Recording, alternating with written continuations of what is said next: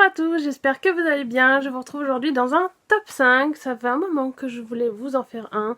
Et je vous avais demandé d'ailleurs sur Instagram des suggestions si vous aviez envie de voir certains top 5. Et ce top m'a été directement inspiré de Lorelai, donc je vous mettrai son pseudo ici sur Instagram. N'hésitez pas à aller voir sa page d'ailleurs.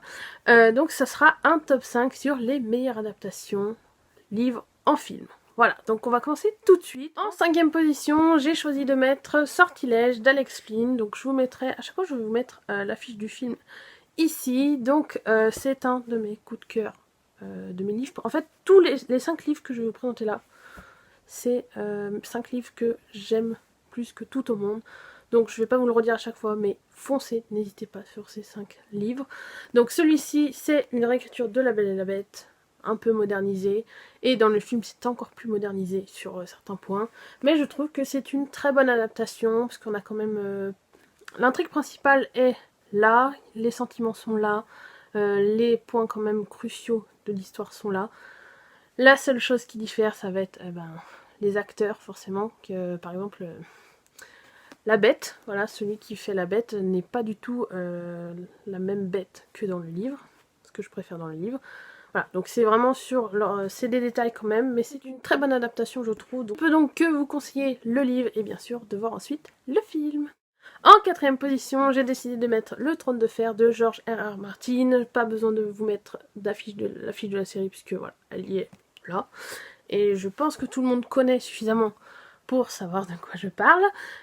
Donc je vais pas vous faire non plus de résumé de l'histoire, c'est pareil. Mais voilà, moi je trouve qu'en tout cas pour l'intégrale 1, on est quand même sur du très fidèle. Bon, il y a forcément, tout au long de la saga, il y a des personnages qui existent dans les livres, mais qui ne sont pas dans la série. Mais je trouve que dans cette intégrale 1, on est quand même très proche du livre, et ça c'est vraiment super appréciable. Il y a parfois même des dialogues, mot pour mot, qui sont dans la série pris du livre, donc voilà, moi je trouve ça génial. Je ne peux donc que vous conseiller de lire les livres, voilà, et de regarder la série ensuite, et de voir à quel point c'est fidèle. Bon bah sauf forcément les 2 dernières saisons de la série, mais ça on n'y peut rien vu que les livres ne sont pas encore écrits. Mais voilà, n'hésitez pas à foncer là-dessus.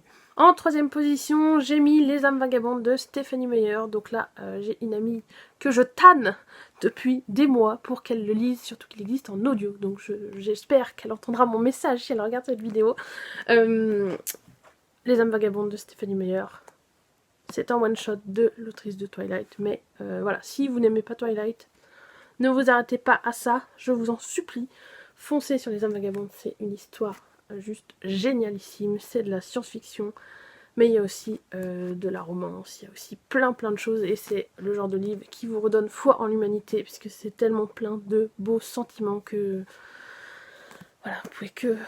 En fait, il faut que vous fonciez. Donc, en plus, l'adaptation, voilà, vous pouvez commencer peut-être par l'adaptation, puisque le film est quand même très proche du livre, il y a forcément des petits changements, mais je trouve qu'on est quand même très proche. Pareil, on a vraiment l'essence même du livre qui est gardée. Forcément le livre est supérieur au film, là. Mais les deux se valent, donc si vous voulez voir un peu ce que ça donne, foncez sur le film et ensuite lisez le livre.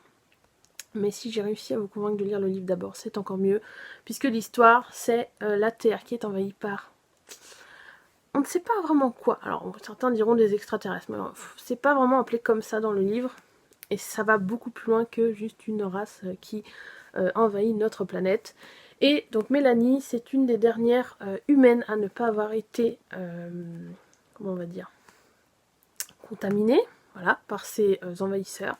Et donc elle est en train de fuir, et surtout elle essaye de fuir pour sauver son petit frère qui est avec elle.